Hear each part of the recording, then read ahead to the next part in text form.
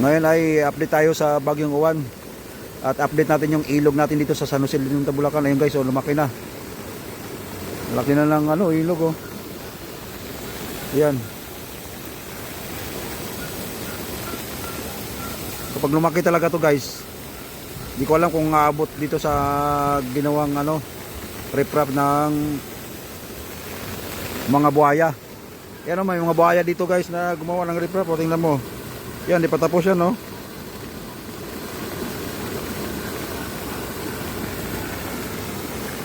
Ganyang kalaking baha dito sa San Jose del Monte, Bulacan ngayon guys.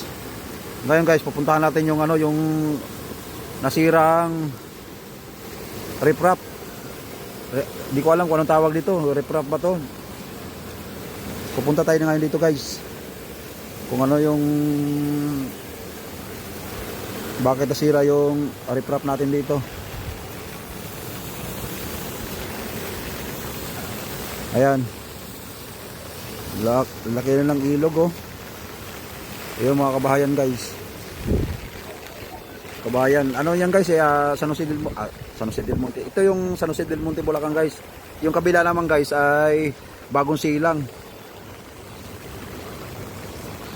Ito sinadya talaga to guys, nasisirain pala.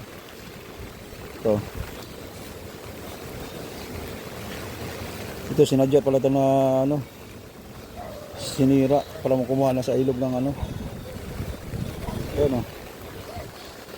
hindi na tayo makatuloy. Napakalaking baha guys, grabe yung Bagyong Uwan ngayon guys. Kanina pang umaga to ulan ng ulan dito sa San Jose del Monte, Bulacan eh. Sana mag-ingat tayong lahat sa mga nabahaan, sa mga nabagyo.